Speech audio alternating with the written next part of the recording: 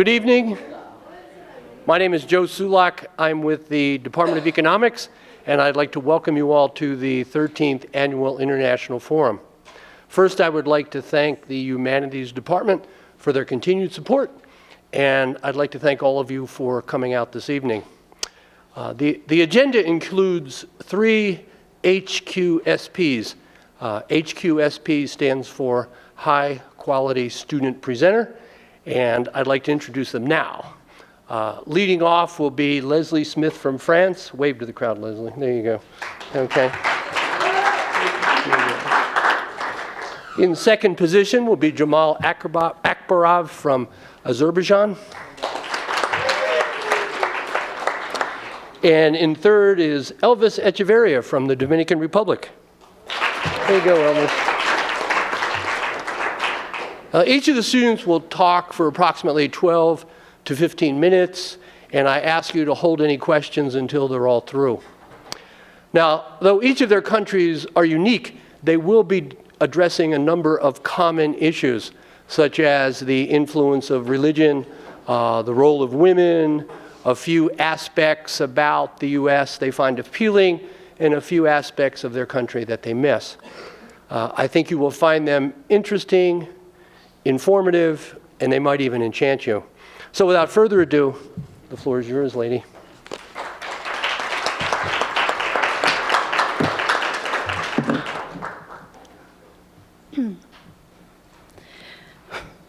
Good evening, ladies and gentlemen. Welcome to the 13th International Forum. My name is Leslie Smith. I'm a senior in UNCA. My major is management marketing, minoring as well in economics.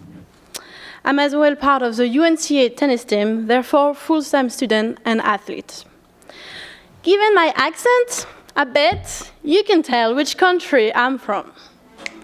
It's written there anyways. Well, for those who guess wrong, I'm from France. I was born in Paris, where I've been living there all my life. I live about 5 minutes from the center of Paris. Notre Dame is right in the center, about 5-10 minutes, and about, let's say, 15 minutes from the Eiffel Tower. This leads me to a misconception that I believe many Americans have about France. Many people have based their opinion of France on Paris. Many think like, if you know Paris, you know France. I mean, it's like if you know New York City, do you really know the United States? No. So, yes, France can be all this, the Eiffel Tower, Triumph Arch, La Bastille, le Louvre, l'Opéra, and so on. However, it can also be all that. Castles, countryside, the Alps, and yeah, the center over here, like the car with the countryside. So, indeed, France has many other different places and very unique. This is actually really accentuated in national sport events, such as soccer. You better not be a Parisian walking the street of Marseille if you are cheering for Marseille. Also, the accent in each region really represents a part of our identity. And to me, someone who is in the south of France is we can call here a redneck. Paris has also a lot of famous monuments such as Notre Dame, Sacré-Cœur, La Madeleine, and many other beautiful and symbolic churches, which lead me to bring the topic of religion. Actually, it is pretty ironic that we have so many spectacular religious landmarks, cathedrals and churches, whereas religion plays a very little part in French people's lives. To give an example, on paper, I'm a Catholic, but I have a confession to make. I don't go to church. In fact, I don't go to church on Christmas or Easter. I must also tell you that religion is a very private matter in France, and it does not appear to be this way in the US. For example, many people come up to me and start to talk to me about religion. I'm not saying that this is wrong, though. I'm just saying, like, for a French woman like myself, I thought it was a little strange to me. As we have many gorgeous monuments, we may think that France is a very religious country, but actually, churches and cathedrals represent more a symbol of heritage, retracing the history of the country, rather than of whom we really are today.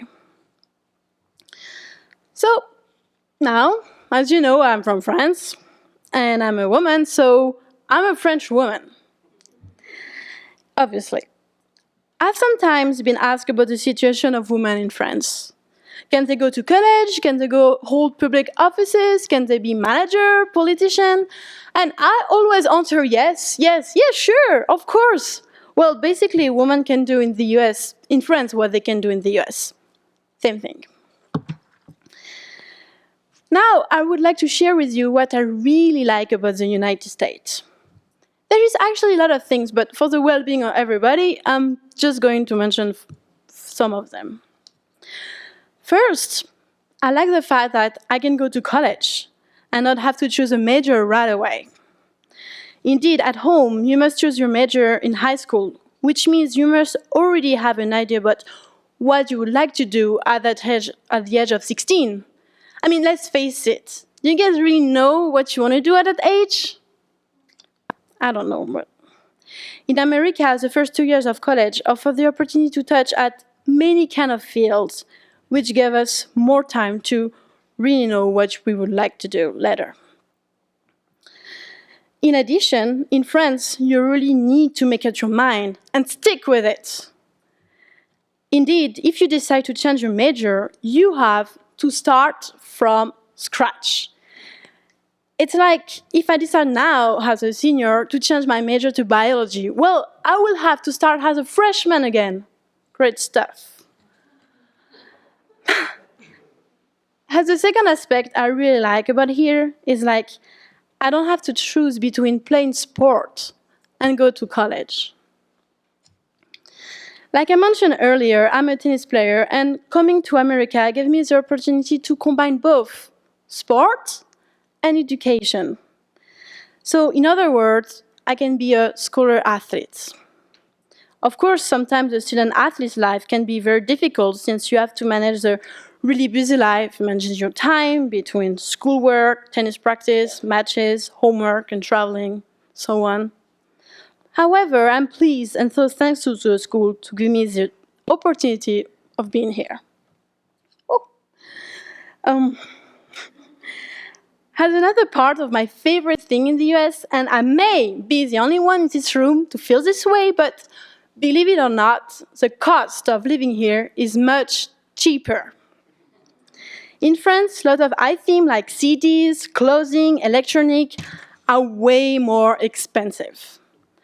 For instance, the computer I bought here cost me around $400, and I would find it for 6 or 7 euros in France.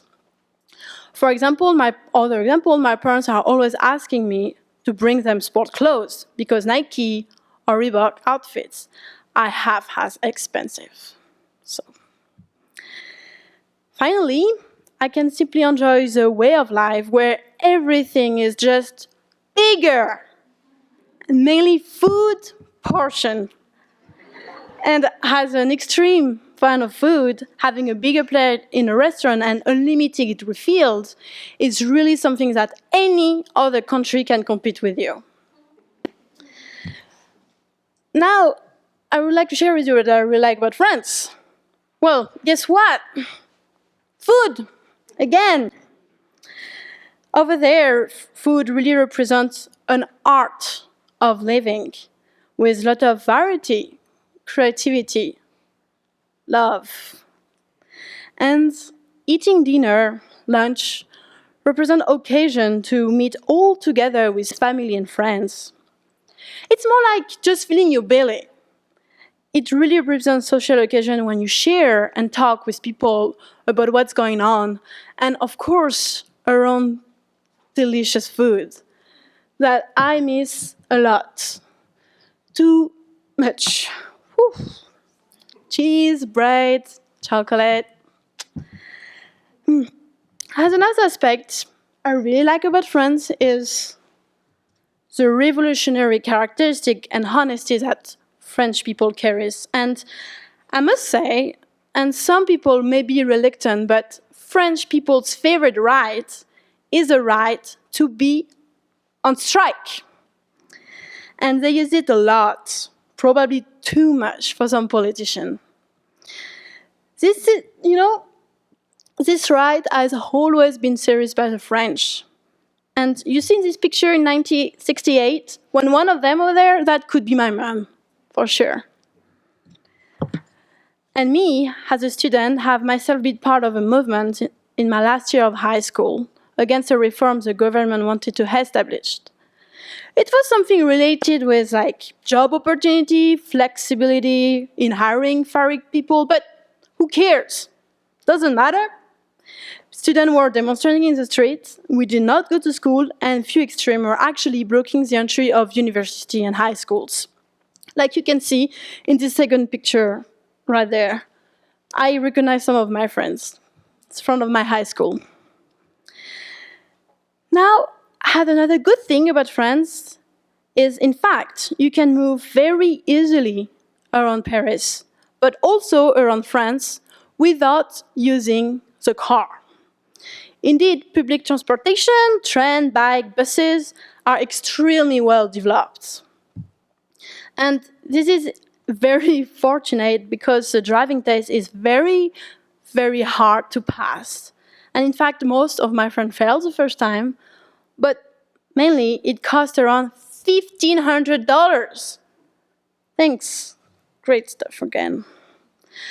So, at 21, I still don't have my driving license, okay? But at least in my country, I reached the legal drinking age 3 years ago, which led me to something else.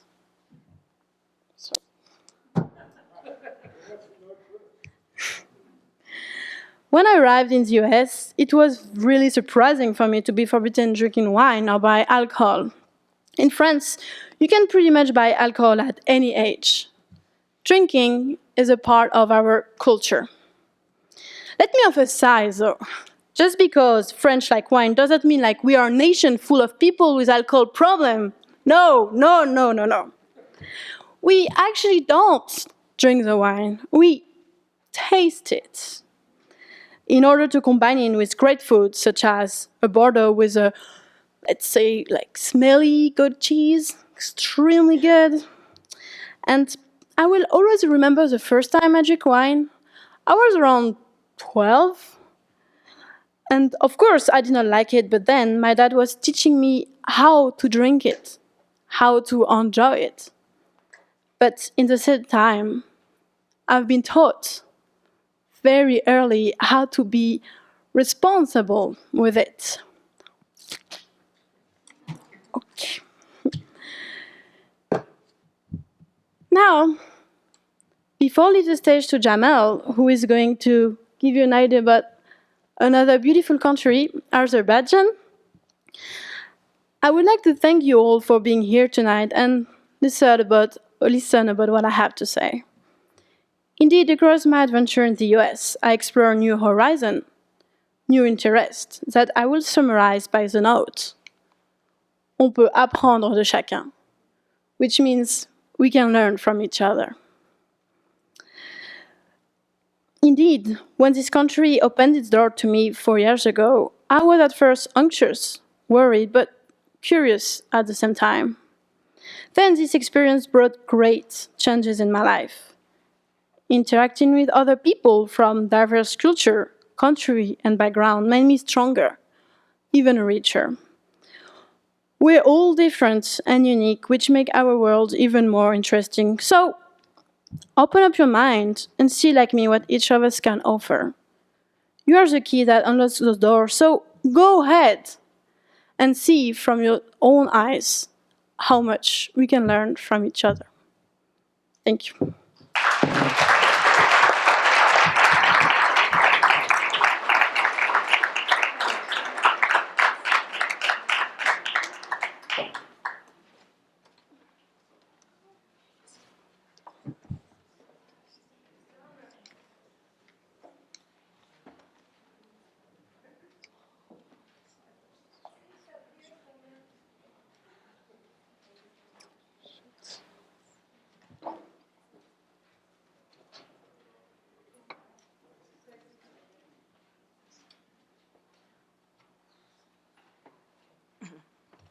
Hello everyone, thank you for being with us tonight.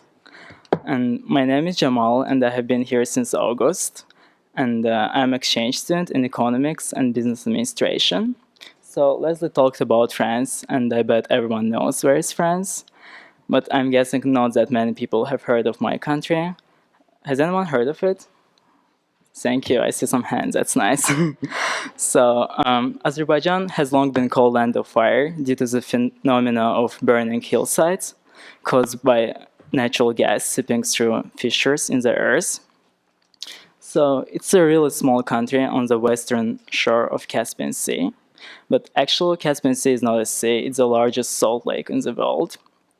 And we're surrounded by countries like Republic of Georgia, Russia, Armenia, Iran, and Turkey. However, our border with Turkey is only 20 miles. That's why it's not represented on this map. The capital is Baku, and it's right on the shore, as you can see. And I'm actually from the capital. Yeah, so Azerbaijan is around 2/3 the size of North Carolina and has 9 million people, which is a little less than the amount of people who live in North Carolina. And 1/3 of the whole population lives in capital, Baku, which means around 3 million people. And we can conclude that it's like approximately 3 times larger than Charlotte. So Baku consists of 2 parts.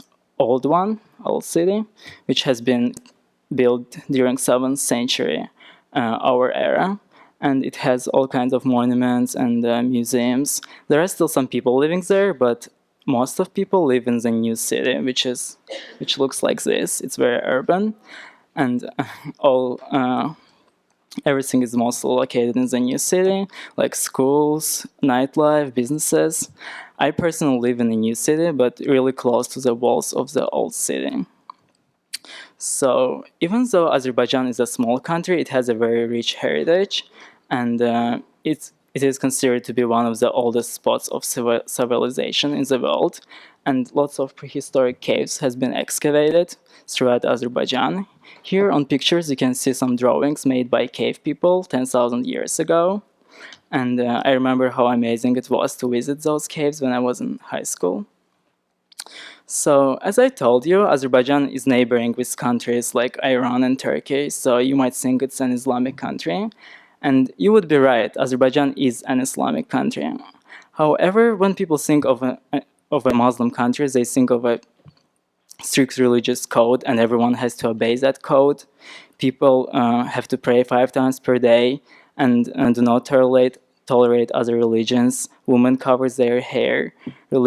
Politics and legislation are being highly affected by religion. This all is not true in Azerbaijan. Azeri people do believe in God, however, they do not practice religion as much. For example, I consider myself to be Muslim, but I do not pray 5 times per day. Neither do my parents, nor my sister, nor even my grandparents. And for example, minorities like Russian and Jewish people who live in Azerbaijan, they're free to practice their religion, and they have their own churches and synagogues, and they're not being discriminated in any way because of their religion. Some other examples to prove Azerbaijan to be a very liberal Muslim country is that prostitution is legal in Azerbaijan and the gay people are tolerated. And yes, we can drink. And actually bars are places where men and women meet and socialize and have a drink. And it's pretty normal. Speaking of women in Azerbaijan have all the same rights as men do. And in average urban family, both husband and wife contribute to household income.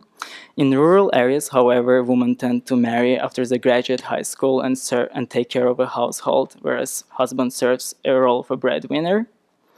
However, I would like to say that women do not look like this in Azerbaijan. They don't dress like this. It's just a stereotype, and they look more like this. And yeah, these are real people I know. They're not from LA, not from New York. They're from Azerbaijan. Yeah, and Azeri girls like partying, being with other people. So, yeah, it's pretty normal. So, also very often people ask me a question. Do you have many brothers and sisters? And the answer is no. Like, I personally have only one sister, and generally families do not tend to be large in Azerbaijan. Like, I don't know any family which has more than 3 kids in it. I think you guys have more siblings than we do back in my country. And actually, right now there is a tendency families tend to have even less kids, and the fact that women do not have that many kids makes them less tied to household and gives them more flexibility career-wise. However, there are still some jobs which are considered to be typically female. For example, high school teacher is a very female job. It's considered to be, at least. And for example, my whole life I never had a single male teacher in high school. Now I would like to talk about social and economic situation in Azerbaijan. So when you think of Middle Eastern country, you often think about oil. And just like most of other Eastern countries, Azerbaijan is fortunate to have lots of natural gas and oil, which gave country a tremendous growth in past decade. For example, in 2005, Azerbaijan had the second largest GDP growth in the world. Young people have lots of opportunities in Azerbaijan, especially in capital, since it's very industrialized and developed. Lots of money is being invested into the country, and lots of jobs are being created every day. And actually, right now, Azerbaijan has one of the lowest rates of unemployment in the world. And personally, everyone I know has a job or two. Yeah, and salaries and wages are rising. However, unfortunately, so do prices. And Baku is considered to be a very expensive city. For example, if you go out for dinner in Nashville, it will cost you like $15-20 per person, whereas in Baku it's twice or more. Yeah, so now I would like to talk a little bit about environment.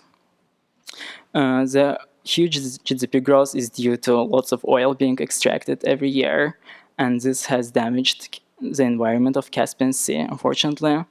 And that's why Baku is known to be very polluted, and foreigners who work in Azerbaijan, particularly in Baku, get extra pay for their salary because they have to live in a really polluted environment. This leads me to one thing I really like about US, that American people are really environmentally cautious. There is a huge movement of green consumers in the United States, which is great, and I do believe that people who live in fairly urban area in the United States can still enjoy some fresh air. But unfortunately, this is not the case in my country, and our government has not come up yet with environmentally friendly ways to extract oil, and people do not have even an option to recycle some of their waste because simply we don't have factories which would deal with recycling. Yeah, so that's sad. The other thing I really like about US, just like Leslie, I really like American system of education. I do really think that it's really one of the best systems in the world. I think it's really great that you don't have to declare your major during your freshman year, because similar to France, in my country, you have to decide what you want to study before you ever apply to college, and later on you can switch your majors. And that's why I think American students have more flexibility. Also, we have another problem with our system of education. It's really corrupt, so students basically buying their grades and diplomas, which is sad. Whereas in US, you really have to work hard for your grades and really earn your diploma. The other thing I really like about US, I noticed that American people do not care much how other people dress. So that's why I think they tend to be more nonconformist, whereas it's exactly the opposite in my country. However, I do really like some traditions of my culture. For example, whenever there is a significant national holiday, all like uncles, aunts, cousins, grandparents get together for a family dinner. But I would guess in large country like United States, it could be complicated because very often relatives live significant distance apart from each other, and it's hard to get together for too often. So I have been here for 2 semesters, and unfortunately I'm leaving soon. I really enjoyed my time here. I met lots of amazing people. I learned a lot from them, and I hope they learned something from me. And as a conclusion to my speech, I would like to say, biz birbirimizden öğrenirik, which in translation from my language means we all learn from each other. And thank you again, everyone, for coming tonight. And I would like to pass the word to Elvis, who's going to talk about Dominican Republic. Thank you.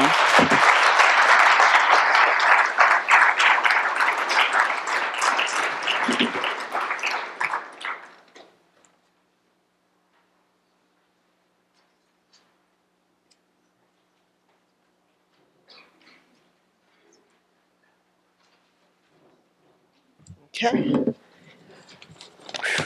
Here I am, huh? Whoa. Good evening.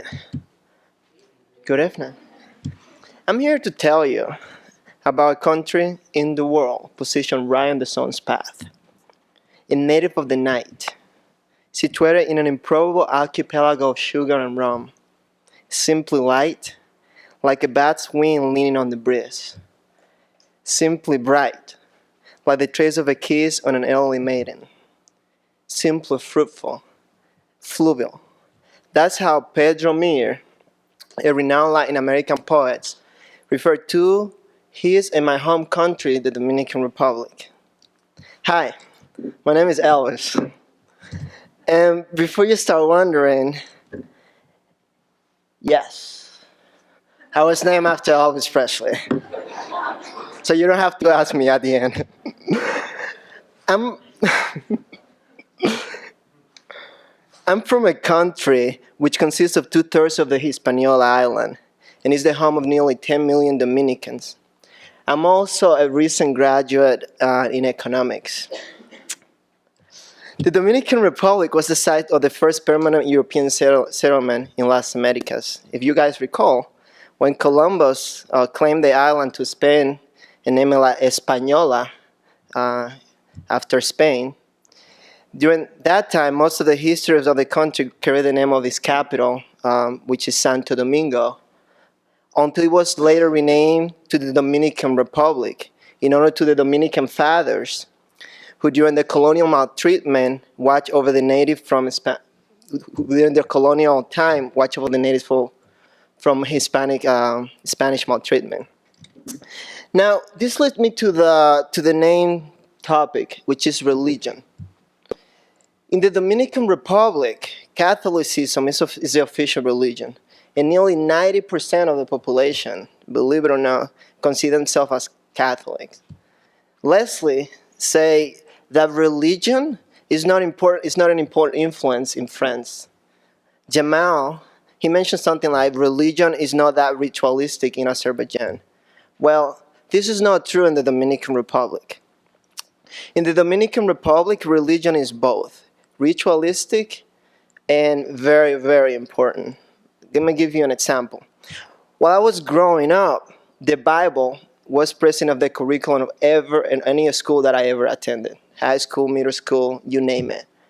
And also, like, during the day of Nuestra Señora de la Altagracia, you see a bunch of people going over there to that big church, okay? That happened on Holy Friday, Día de Nuestra Señora de la Altagracia.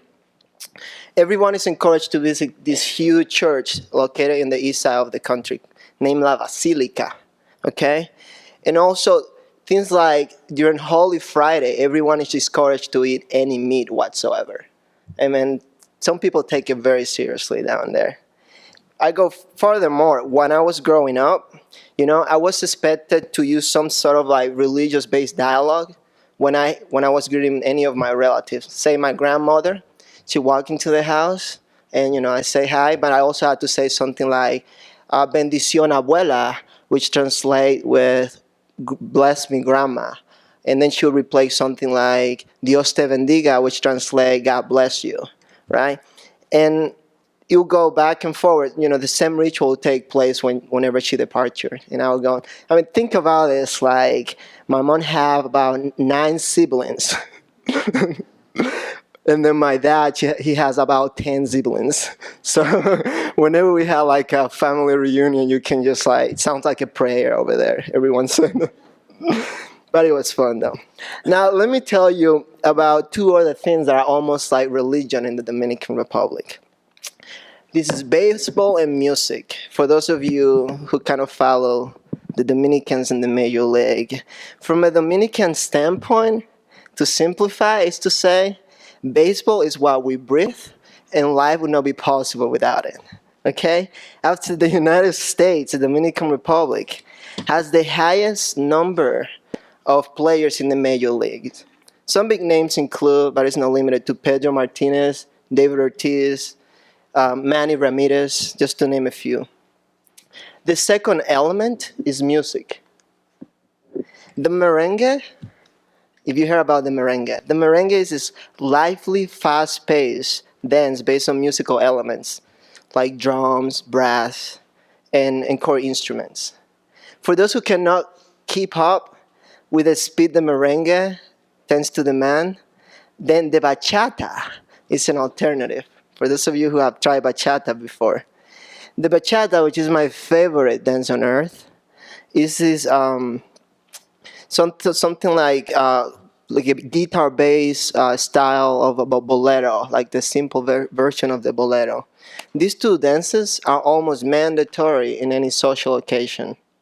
Okay, I have to tell you, in the Dominican Republic, if you don't learn how to move your hip, you're basically left out, unfortunately. So, as you can imagine, I learned how to dance. And now I'm this nice, cool, and sophisticated guy who moves his hips like Travolta.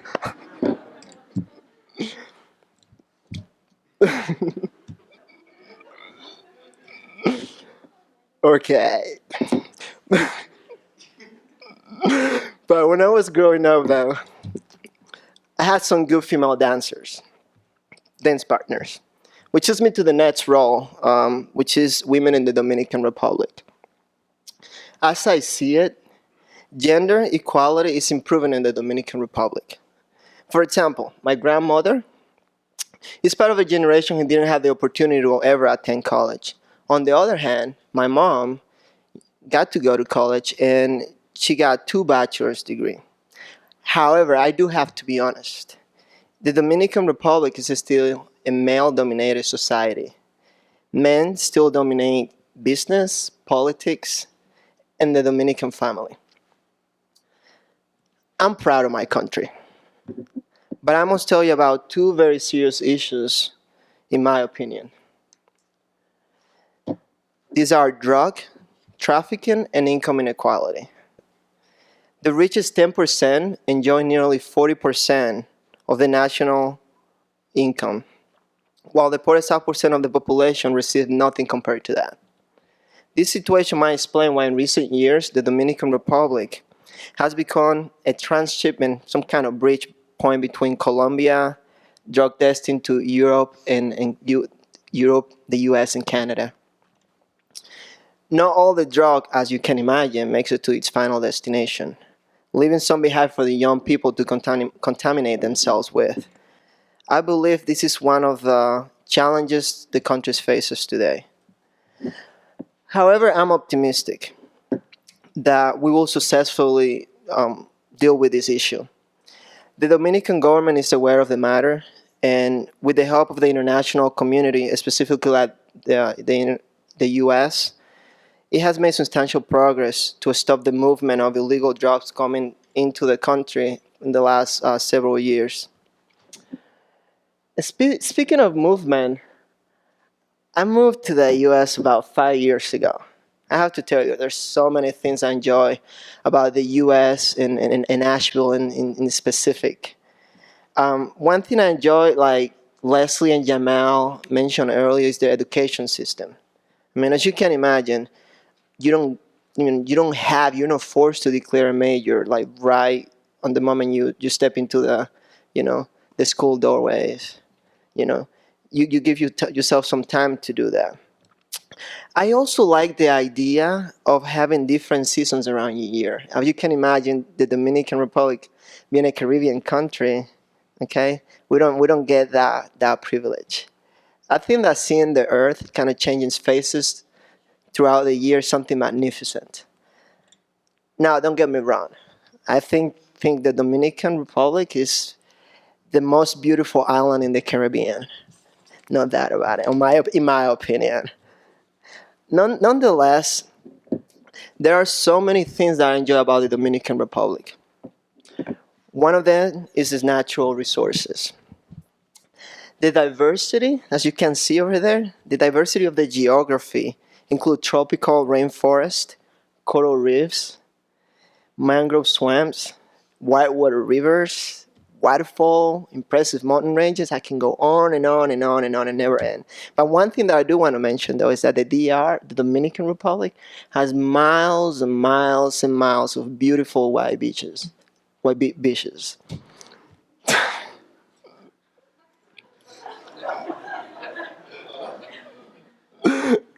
I fix it, though. Both the highest and the lowest point of the Caribbean are located in the country.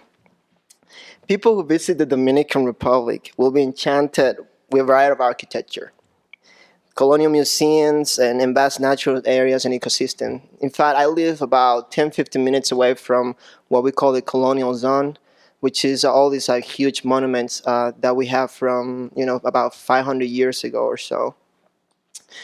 In general, there's gonna be ruins are thousands of years old as well. But now this is along with that, I have to mention the fact that whenever you visit the Dominican Republic, you can be assured that you're gonna enjoy the numerous opportunities to experience the Dominican Republic culture and the warmth of its people. That's guaranteed. This is precisely one of the many things I enjoy about the Dominican Republic. Okay? People, pride themselves over there in their hospitality. When someone visits the Dominican Republic, and I think Leslie over here can, probably be a witness on that, to come visit me. Dominicans will go out of their way to make their guests feel welcome and comfortable. House guests are treated royally, and Dominicans attempt to cater to their every desire. Family loyalty is another thing that I like about the Dominican Republic. In the Dominican Republic, the family forms the basis of stability. There, the individual develop a social network and assistance in times of need from the extended family. For example, my grandparents, they still live with some of my mom's siblings. It's been like that for years, and it's stayed like that for generations. When possible, the extended family live together, just like I mentioned, or within the vicinity. All this symbolizes that in the Dominican Republic, loyalty to the family comes before any other social relationship, even business. I hope you all have learned something new tonight. I learned from Leslie that tasting wine responsibly is a great part of the French culture. From Jamal taught me that, Azerbaijan is a liberal Muslim country. I had no idea you could find something like that out there. It is true, we all have things to learn that are unique about our individual cultures. But inhabitant of the same world, I hope I allow you to see how many similarities we have. Thanks for the opportunity. God bless. And how an average Dominican would say, sigamos aprendiendo los unos de los otros, which translates, let's continue learning from each other. Thank you.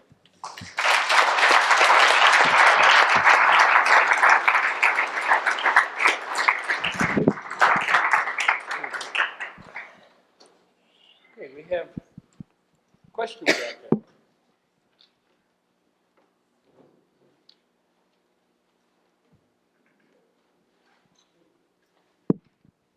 Hi, thank you so much. That was amazing. Thank you for presenting your countries. I was wondering if you, either of you or every one of you, can mention a part of your generational culture that is unique to that of your parents. So something that you consider very antiquated and kind of weird about your past generation that you don't no longer practice.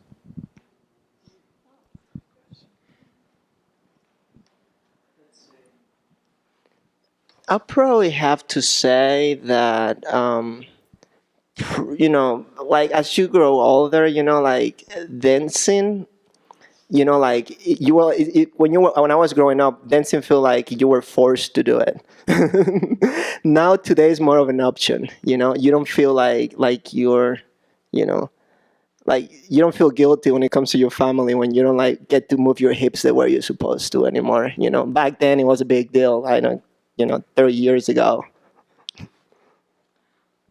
Okay, I think my answer will be like, I think my parents and my grandparents read more books than I do. I think it's part of older generation culture.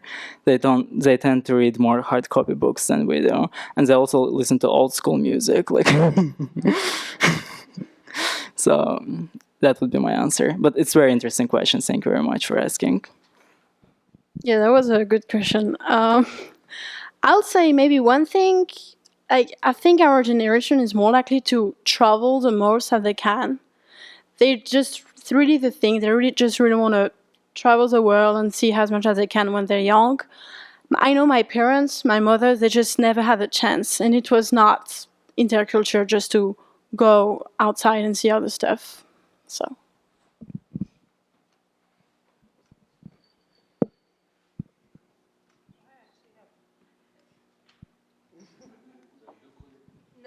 It's not a nuclear question. Actually, this is 3 questions for Jamal that came from Elvis's talk. I wondered, is Azerbaijan? Yeah, Is that right? yeah, that's Where's correct. the accent? Like, just say it real slowly but rightly. It's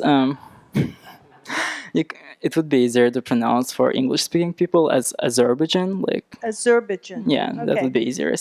I wondered about dancing in it, sports in it, and Oh. if it's male-dominated. Okay, I'll go with dancing first. We have some national dances, which I found really cheesy. Yeah, it's mostly like people do it for national holidays. It's mostly professional dancers do it, not average people, because you have to have special costumes and stuff like that. Yeah, but mostly we dance on weddings, because weddings is big events. Like that's where you can dance a little bit. But again, like if you really want to dance a national dance, you have to have special costumes, and not everyone can do it. What was the second question? Sorry. Yeah, I would think even though there is more or less equality, we have like quite some females in government and stuff like that. But percentage-wise, yeah, I would say yes, it's male-dominated. Sports, I would say like any other European country, it's soccer is the most popular sport. Like high school kids are going crazy. Like every day after classes, they play like soccer. You know, they buy some ball and play it like nonstop till their parents find them there and drag home. Yeah. Oh, language. It's our language is very similar to Turkish. So lots of people ask me whether I can speak Arabic. The answer is no. Like I can't speak Arabic. Our language is very similar to Turkish, and we can understand Turkish people without a translator, and they can understand us. And our letter, as you saw, it's pretty similar to English alphabet, except we have some regional letters, but not that many of them. Yeah, like O with 2 dots and U with 2 dots. So that's about it. Like, thank you for questions.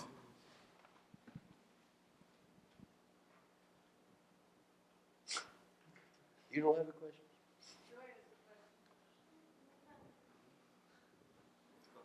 Oh, someone to my very left. Yes, I wondered if Christianity is very prevalent in any of your countries, and could you address that? And I have a second question. After. Me, we have lots of Russian people and Jewish people, and actually, like when I was a kid, my granny used to take me to Christian churches as well. So we used to burn candles. So I'm pretty like multi-religions. So like I like going to Christian churches and to Muslim mosques as well. So yeah, we have lots of Jewish people as well. But I would admit I have never been to synagogue yet, but I would like to go. Yeah, and what was the other question? Sorry. And the other question is, I wondered if Elvis would show us some of his dance moves. I'll tell you what. I believe tomorrow is it Wednesday? Was it 9:30? 9:45. I'm gonna be performing on the quad. So yeah, Latin dancing, some bachata and merengue. You're more than welcome to come, and you'll see it then. How about that? It's Wednesday at 9. It starts at 9 or so. It starts at 8, but you're performing at 9:45. There you go. There you go. That answered your questions, right? Okay, good. On the quad, right? On the quad. It's 9:45. p.m. Okay, well, thank you all of you for presenting information about your countries. And I have a quick question about the Dominican Republic, actually. And my question is you kind of spoke a little bit about some corruption in the government. And I heard that one of the reasons that there are issues with electricity is that the corporation that produces the electricity actually has some issues with corruption. And I was just wondering if there are ever any issues with blackouts or loss of electricity. All the time. Yeah, it's been an issue for decades now, and even though government, government through government, and it's been, every government that comes up say that they're gonna do something different about it, never really changes. We do have often blackouts. Lately, though, I have to say, probably in the last 4 years or so, it's not as bad anymore. There's certain parts of the country, I mean, as you can imagine, there's certain parts of the country that never have an issue. And I don't have to mention which parts of the countries are that. But, countrysides and places like that, probably they have experienced a lot of blackouts, unfortunately. Good question. This question was actually raised in my mind by Leslie. She said that everybody in France is politically active, from high school students up through, I assume, pensioners. In the other countries, how involved and active are people in the political system, including, for example, college students? And would you say, Leslie, that pensioners are just as active as college students and everybody else, so that the full range of society is pretty engaged?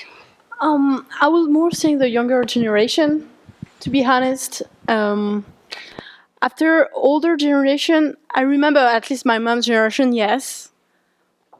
So maybe but my grandparents' generation, no, definitely not. So I'll say like this movement has been started really, I guess, in the 70s, like 1968. From now on, yeah, after young people all the time, they were active.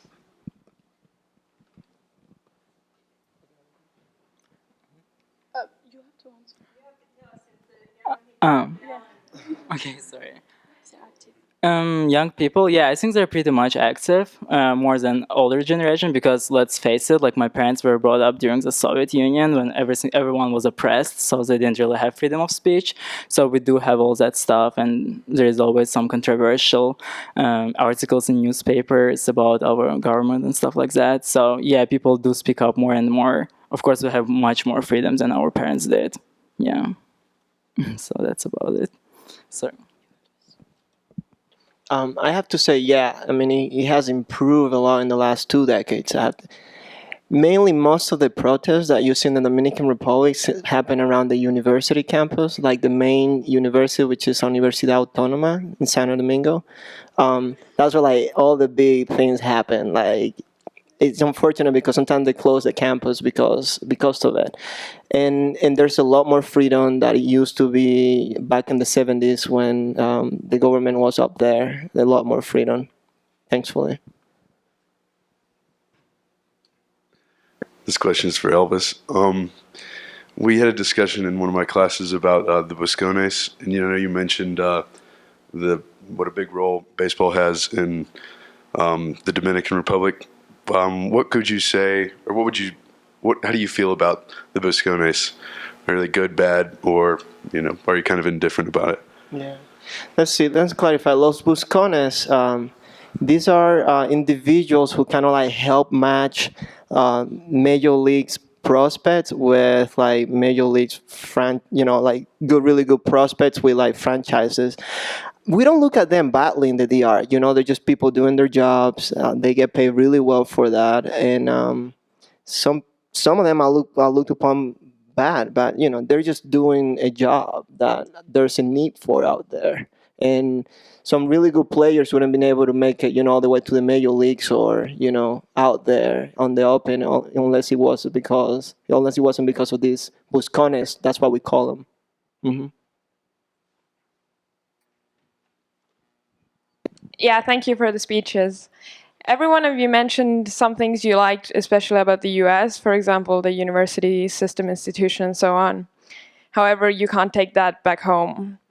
What kind of things from your American experience and influence during the stay would you like to take back home when you go?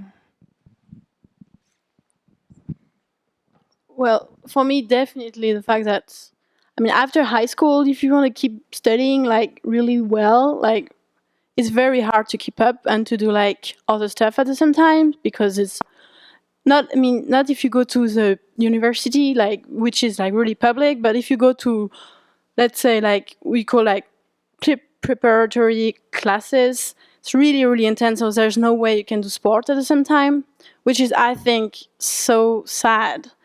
So I really want to, I wish I can bring this home, definitely. So your question was what experience we would take home, right? Because she answered different. Yeah, okay, yeah, then I got it right, yeah. I think what I really learned in US, it's like to be yourself and not to care that much what people think about you. Just like be yourself. That's the most important thing I learned here, and that's what I'm gonna take back home. Yeah, that's my answer. Okay. I was gonna say moonshine, but it's not legal to say that here, so I guess I'm not gonna say that. But I think in general, that I think I'm just gonna like kind of second on what he said. Just kind of like learn to be individualistic. Like in the specifically in the Dominican Republic, you learn a lot to be like, you know, under like your family wings all the time. Like you grow up with your family, and then you know, some of your parents when they get older move in. Like you always around the family, and you don't get that sense of like independence and like being on your own that much. In the U.S., you know, I've had that opportunity. You know, live by myself and, you know, travel around and things like that that I don't get the chance to do down there. So if something I had to take down there to the DR would be that sense of individuality, something like that.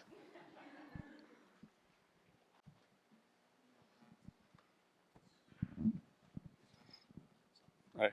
In each of your countries, you mentioned either that things like CDs cost a lot more, or that there was a great deal of corruption within the country. With that in mind, downloading illegal music, movies, and other content is pretty prevalent here. How prevalent is that in your countries? And is that being addressed in intellectual property rights, being changed or ignored or enforced? What's going on in that area? Okay, I'll go first. I would like to be honest and say that no one cares. Like everyone just downloading everything for free and it just ignored. And I mean, seriously, even if you buy a DVD in the store, it's still like pirate version, not original. So after all, like, who cares? Like everyone just downloads everything from internet. Yeah. Right now we don't have any like virtual cops or any regulations to fight that, unfortunately. Maybe not unfortunately, I don't know. Yeah. Anyways, that's my answer. For France, it's very similar to the US. It's pretty strict, so you can't. It's very similar. In the Dominican Republic, it has changed drastically in the last. I have to say the last 8 years since we signed that trade agreement with the U.S. and Central America not too long ago. They kind of like flipped around it. Yeah, they're a lot more serious, and they do a lot more to enforce. Of course, there's always gonna be people out there who get away with it, but it has changed a lot in the last several years.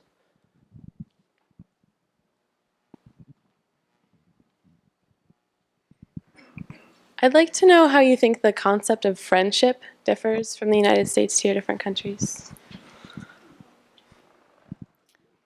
That's a good question. When I first arrived here, that was really weird to me because I felt like you seems to know so much people.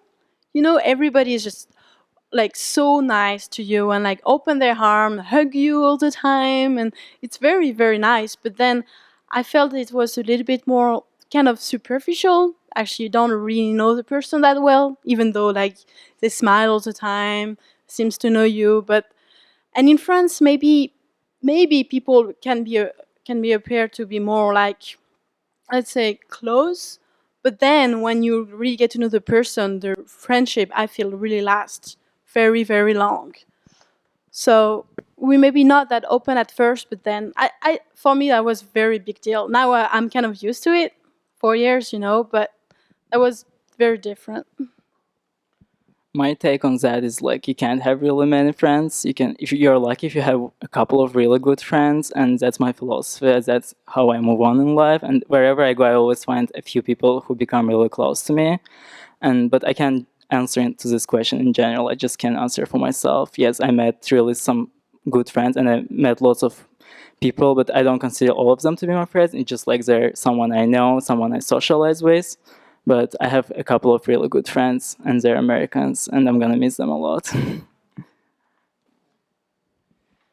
I guess I'm gonna make a different comment on that. I think it's been easier for me than it ever was in the DR to, approach friends and make friendships here, and I think that's because here people express themselves, emotionally a little bit better.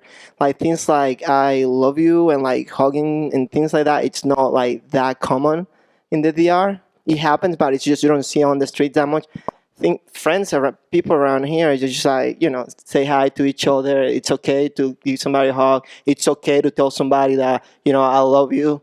And you see that not only with friends, but also with family, close ties family. And that's something that I noticed a lot here. And it has made it easier for me to develop friendship in the United States as opposed to in the DR, at least in this part of the country. Okay, let me ask a question. We got 3 diverse countries here. I'd like to know what your people in each of your countries think of Americans. Be honest.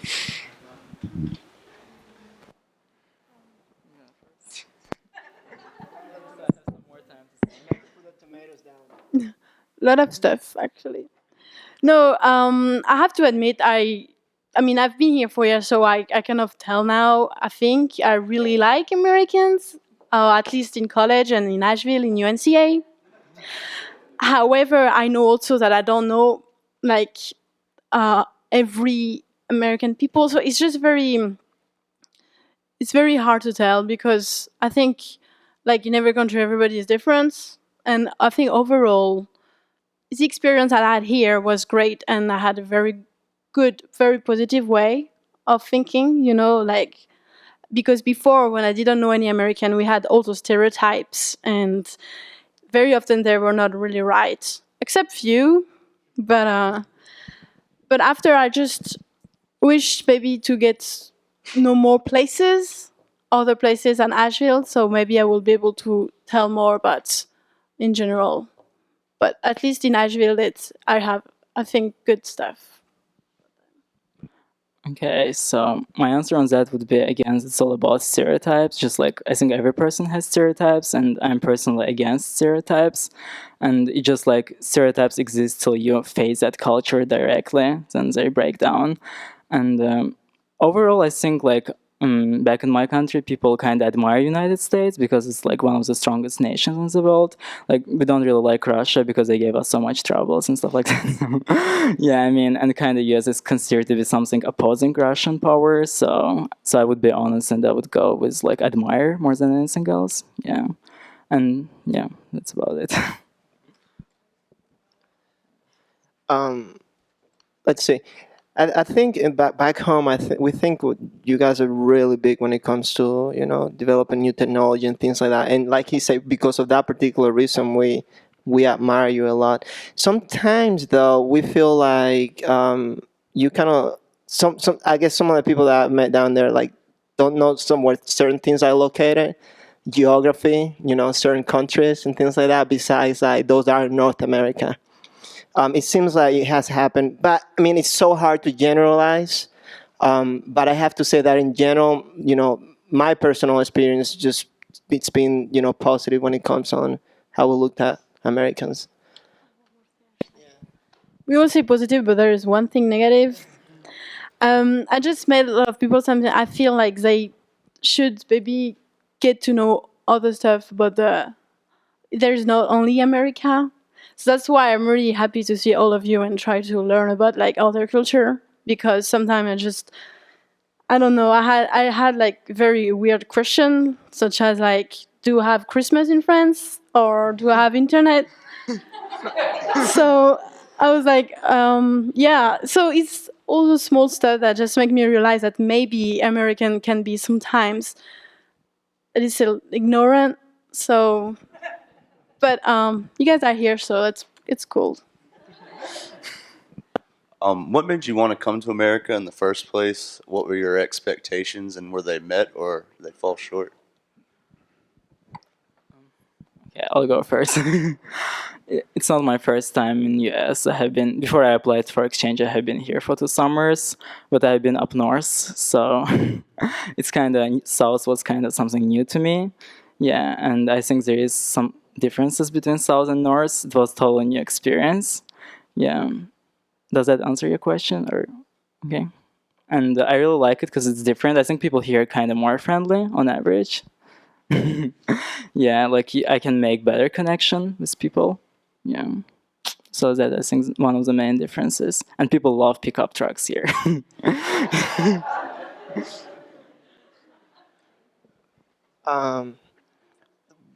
Let's see. One of the main reasons why I came over is I wanted to improve my English skills. I think I somehow kind of close to meeting my expectation, getting there.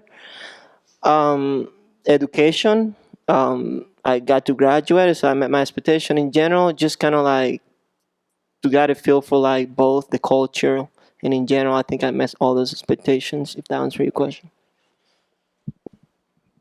Well, the main reason I came here was for tennis. I already mentioned it, but so yeah, that was the main reason. And the funny thing is, like, I come from Paris, which is a pretty big city, and I just ended up in Asheville. So I wrote up, how come from Paris to Asheville? What the, So I just went through like an organization with matching stuff, and that's how I found Asheville. But I had absolutely no idea. Just came here, and I was like, so that's why I came here. And my expectations were, at first, I like a coach very, very conservative my first year, and then I thought everybody was the same, but actually it was just the exception, because Asheville is just definitely very open, which will help me a lot. So it was really good. So expectation met. Yeah. Yeah, I just want to say that I was also placed randomly on exchange here, so I had no clue about Asheville. So when I came, I'm actually really happy to be here, because a friend of mine is on exchange to Wisconsin, and she's not really happy there. Yeah, and she has been there for a year now, and I made many more friends than she did, and she's like, she's kind of jealous that I'm here.